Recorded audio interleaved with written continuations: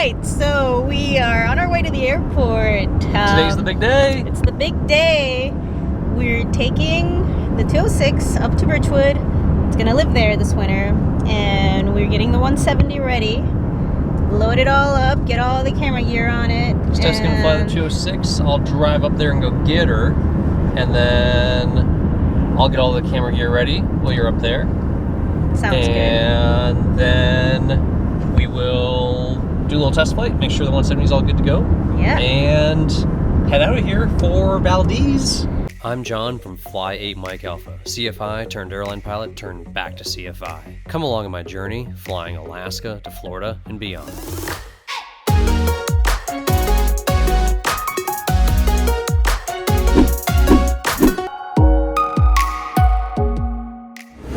So Steph is now on a mission to get the 206 up to Birchwood to tie it down for the winter, and I'm on a mission to go pack up the house, pack up all our camera gear, and get it over to the airport, get it installed, and go do Best Buy and get an aux cord or aux cable, whatever you want to call it, so we can listen to Sirius XM radio on our trip rather than the sound of wind for the next like 20 or 30 hours or however long it's going to take us to get down to Reno. And to answer a question you guys had, so Steph's working on her CFI, but by working on her CFI, we kind of mean more like she's going to get her CFI hopefully this fall / winter. We haven't really started working much on her getting her CFI yet. So we don't really log any of the time we fly together as dual. I guess you kind of could. I'm a CFI, could be training her for her CFI or something, but and even so, it's just not really dual instruction. That's not really the intent of us going flying. So once we actually do real dual flying, we actually set out to do a real lesson, then of course, yeah, we'll both log time and the time we're flying down to the lower 48. If we actually do some prep and do some lesson planning, then we could count that as an actual dual lesson and log all that time flying down to Reno as time towards her CFI and everything else. Sadly, Best Buy is kind of far, so it's going to be Walmart. Definitely should have gone to Best Buy instead. Not exactly a huge selection to choose from. All right, another gross Walmart experience. We got our cable though. Time to go get Steph from Birchwood. All right, and now picked up Steph, and we're at Airframes, Alaska. For those of you guys who don't know, they build like airframes and big tires. And I think it'd be really cool to go inside and take a look at what's going on.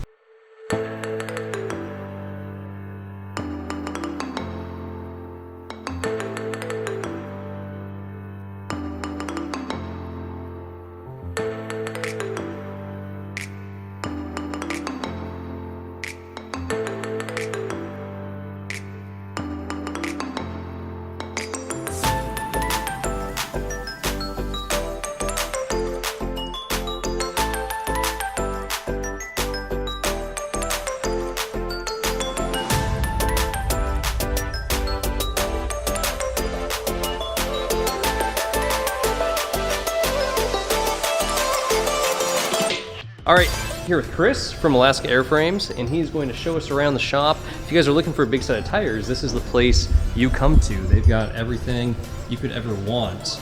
We got 35-inch tires, 31-inch tires, 29, and down to 26 that we make here. Gotcha. So this is all Birchwood, Alaska, and Steph, what size tires are you going to be putting on the 170? Well, I would like 29s. 29s? You don't want to go 30? Well, I know everybody's going to try to get me to go bigger, but 29s would be less drag, and I think they would land in all the places where we want to go, since right now 26s are kind of doing the job, sort of.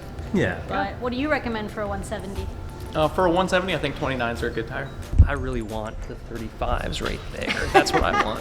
Just Just preferably, to gauge yeah. the size of them. I mean, because then you don't need Look how floats. big You they can are. just, if you have to ditch in water, you'll still float. The big myth you have to dispel, filling them with helium. Do you have any helium tanks in here? No You do- helium tanks in here. But it makes you go so much Right. faster and everything and take off so much maybe sooner. It could be a lighter than air airship and Yeah. get the right of way. Yeah, then we would get the right of way. I could get that extra rating on my certificate. It'd be great. And there's Piper, the company dog. What's up, bud? What's up? And these guys pretty much cut and weld steel tubing all day long. Fit it, form it, fabricate it to whatever, whatever parts we sell. You can see hanging on the walls We've got different levels of assemblies for fuselages, for wing struts, tail feathers, all sorts of control surfaces. This smells like a tire shop. It is the tire shop. A lot of vulcanized rubber in here. So as you can see, we've got raw materials, got manufactured in North Carolina, trucked across the country, and then brought up here via barge. We've got one mold per tire size. Wow, so you're making one tire at a time. One tire at a time. Takes about 11 man hours go into making a tire. All right, here is the Ship most it out. important question of the day. What is the easiest way to get a 6-inch wheel in that without hating life? Sure. Travis does it all day long with every single tire that we make. He puts them in and takes the wheel out. And he uses soapy water and a whole lot of elbow grease. Okay, soapy water, lots of elbow grease, Yep. a little bit of cursing involved? Because that Once typically in a when I do He is this, a perfect gentleman. Yeah. Maybe a curse every Only now with and the then. 35s. Yeah, when I do this, there's some cursing involved Yeah. usually. Yeah. Yeah, we also have a little, just a threaded rod with two circular pieces of wood. Squeeze together. Yep, you can squeeze it together. So Awesome, yeah. That's what the sissies in the office do. Oh, Travis does it bummer ride. that way. Yeah. What's a reasonable life expectancy of a 26, 29 if you're not operating on pavement? I mean, can I get 500 hours? Yeah, you know, I think 500 hours is very reasonable. So 600 cycles? Our warranty goes out, it's prorated over 5 years. Okay. Out of What anywhere kind you of want to go. tires would be a good compromise for also being able to land in pavement? And also, you know, I mean, We is there... actually offer a heavy tread version on our tires. Yeah. Standard tread 188, and this is a heavy tread 250. Oh, wow. Yeah. So that's So it'll last a little longer? Yep. Now here's the one thing that I like about the Goodyear is that it has the indents in it that'll actually, so you can kind of guess. Wear indicators. Yeah. Yeah. Anything like that on the Airstreaks or We on the don't Bush have wheels? any plans to do that sort No. of thing, but that's not the first time I've heard that. Ooh, I like those. Yeah, so you've got double slotted Fowler flaps, and it slows you down and it flattens your deck angle out so you can see over the nose. Gives you a whole different perspective on landing. That is Super pretty effective. sweet. So these are Yeah. P-stole Flaps. flaps. Performance stole flaps. Okay, how much for a set? $8,400. $8,400. It's actually And not they can be yours. horrible. Yep. Well, that would make quite the difference. It makes a huge Double difference. slot. Yeah. Nice. What do you call them equivalent degree wise? I mean, 40, 50 degree? They are 50 degrees. Nice. Okay, and we had an awesome tour of the Alaska Airframes factory, buildings, hangars, whatever you want to call them. And now it is officially like 5 p.m. and we still are not in the airplane. So I'm starting to think that based These are on weather cams right now for Yeah. Whittier and pass that we're supposed to go on, and as you can see, it looks all white. well, it's Well, there's one side. yeah, Look there's at one this side that looks doable, and that side looks not so doable. So I don't know what's going to happen. I think at this point we're going to be heading back to Anchorage, driving on back, and then get in the airplane and take it up for a little test flight, see how it is after the annual, make sure it's all good to go, and then kind of figure out a game plan from there, because we may not be getting out of Alaska, or out of Anchorage anyways, today. And so we're still trying to figure out if we can go today or not, and so Steph went ahead and dialed up the Seward AWAS, and the verdict is... Seward Airport, Seward, Alaska. Automated weather observation 0110 Zulu. Wind missing. Visibility missing. Sky condition missing. Temperature missing. Dew point missing. So in any case, yeah, basically what we're gonna do is just revert back to old school ways of look out the window, take a guess, and it's anyone's guess, can we actually go today or not? So we're at the airport, we're finally going to go fly, which is awesome because we haven't been flying in a while. But I don't know how it's gonna work out. We're just gonna do a little test flight with the 170. Maybe we'll find a hole up there that we'll wanna go through, but judging by the time of day it is, I'd say we may have lost today. And it's still good though. We'll get a little maintenance test flight in, and we get to try out all our new camera mounts with some awesome angles for you guys. So we got one up there, we got some extra mounts there, and one more camera up there. Another new camera to try right there, drift camera, and the GoPro 5 there, and the GoPro 4 up there, and I'm holding a Canon. So we got a lot of cameras to try out. A lot of cameras. I'm excited. But let's go try out the GDL2, GDL52, try out the GDL also, and see if that audio connection's working good.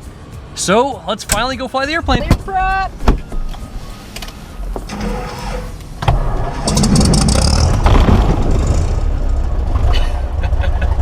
It is so incredibly difficult to do things dexterity-wise when you're looking at a camera screen rather than looking at what you're actually doing. About advisors, contact you, information whiskey. Ooh, my favorite. Oh, information whiskey, Steph's favorite. Better watch out. Information whiskey 0153 Zulu. I learned a really good lesson last time Phil did my annual. I forgot to check my trim because I'm the only one that flies the airplane, so I don't check it very often. That's full nose down right now. Yeah, so I took off full nose up. Oh my, that would be exciting. It was a very short, it was a kind of like a soft field takeoff, but definitely caught me by surprise. Well, it's not like it's part of the checklist or anything. Check the trim before you take off. You know, it's not like part of the run-up or anything like that. So. There's a check. You're like, there's a checklist for this airplane? Like a tower, Cessna 296 to Delta, holding short 32, Mackenzie Whiskey. Finally, Code Tower, roger, it's 2962 Delta. Affirmative. Number 62 Delta, runway 32, clear for takeoff, northbound. Clear for takeoff, north, 3262 Delta. Did you set your trim?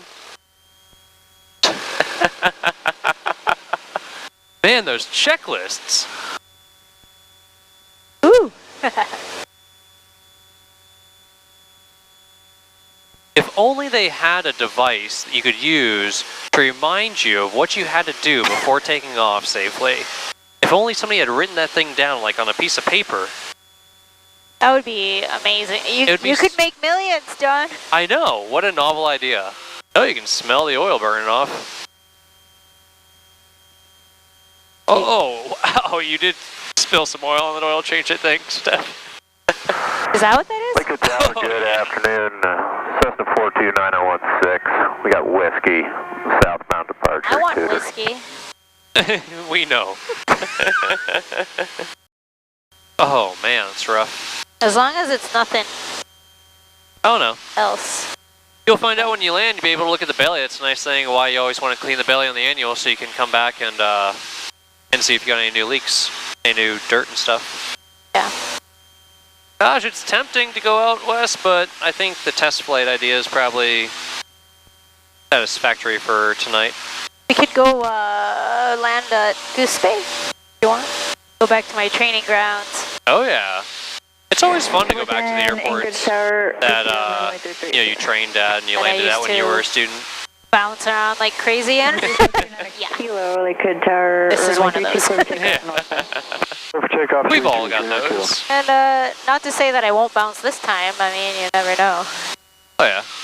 I'm go still have a some fun. bouncy ball sometimes. We should come up with an official name for 62 Delta besides Little Delta. What do you guys think the name should be? Should it be Bouncy Ball? Based on the footage that you've seen already. Based on the footage you've seen / we've edited out of the videos, should the name be Bouncy Ball? Oh my. That's a good name for an I'm a airplane. bouncy ball and proud. Proud Bouncy Ball? Maybe we could get custom Flight Mike Alpha Bouncy Balls made up with a picture of 62 Delta on them. That would be quite the party favor. Hey, we need to find ways to raise money, right? Yeah, we need gas money, so maybe we're gonna sell bouncy balls. Why is this out of whack? Oh, because you gotta set it once you're in level flight. The Oh. GDL thing, because you can't set it, we can't really program it when we're on the ground because, we're pointed up at the sky. So we've got to go to the menu, and then we've got to go reset pitch roll, and then boom, there you go. Now it's accurate. Whoa. Just remember it's GPS stuff, right? So it's GPS altitude and GPS speed Right. and GPS heading. It's not your actual magnetic stuff. That's why that's 352 and that's 346. That's magnetic. The magnetometer out in the wingtip out there. And that is 352 ground track. Oh, it's good to get back in the airplane. And oh man, like these leaves, the fall colors are pretty freaking sweet.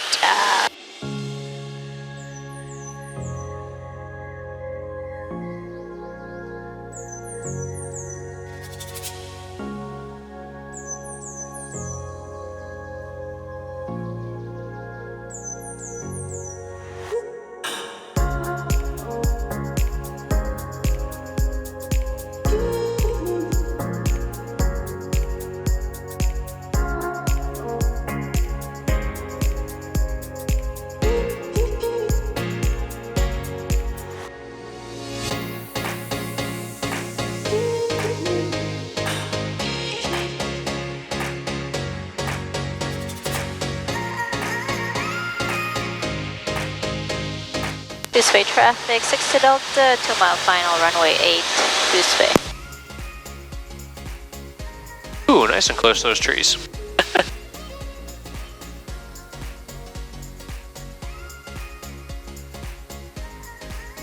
Nice job.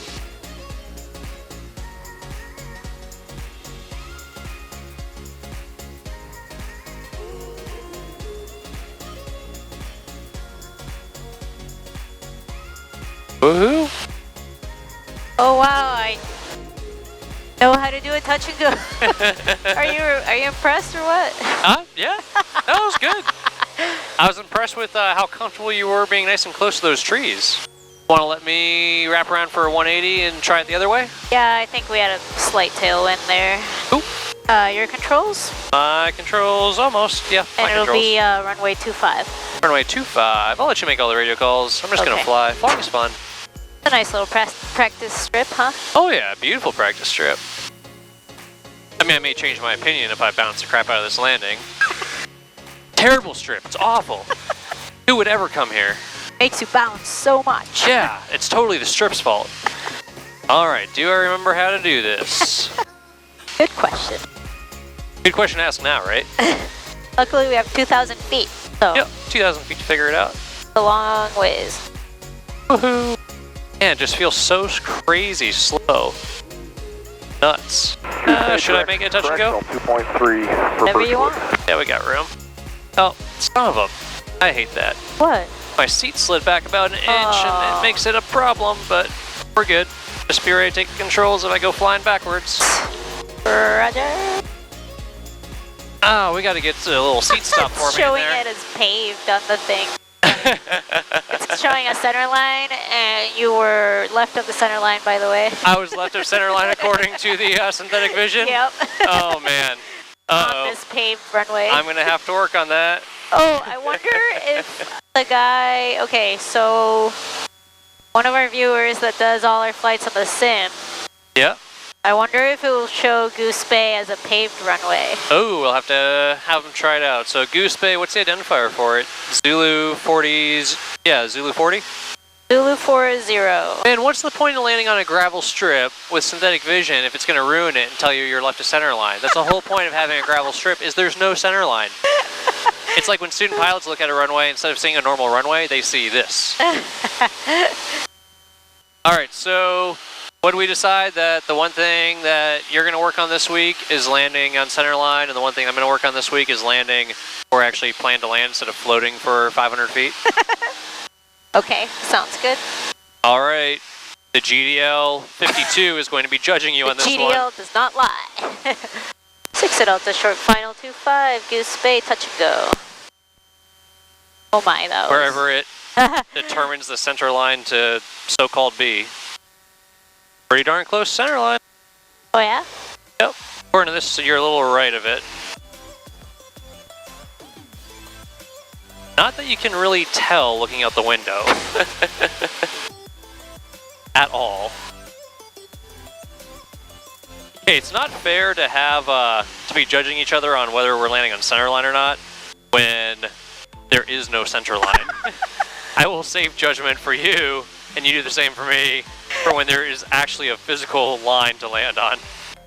All I gotta say is that these couple landings were so much better than 3 years ago. That's all I'm happy about. 1,500 feet, headed back to Lakewood. Been 3 years and 800 hours later, I can land the darn airplane. You haven't been there since you were a student? Pretty much. That's awesome. Actually, I think I brought somebody here once that had to go to this area, but yeah, it was a long time. So it was just great to get back out in the airplane, test it out, make sure everything was good after the annual, and just the feeling of being back to flying was awesome after being cooped up in the house and in the hangar for the last couple days, getting ready for this trip. Unfortunately, the mountain passes were still pretty well socked in, and although the weather looks good, it was just the mountain passes themselves, these narrow little passes we had to get through to get out to the other side towards Valdez. That was really the problem. So we decided to head back into Lake Hood, call it a night, crash in Anchorage, and then try it again the next day.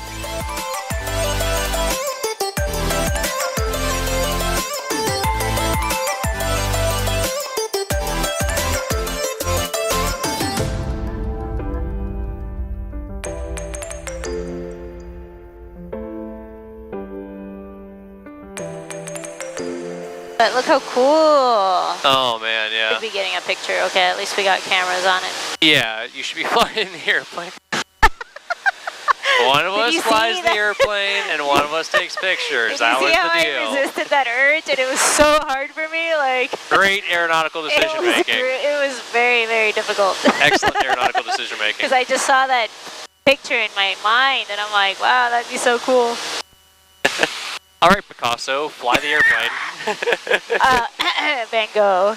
Okay. Wasn't that the crazy one that cut off the ear? I can relate. Oh, good. I'm gonna wear my headset to bed tonight.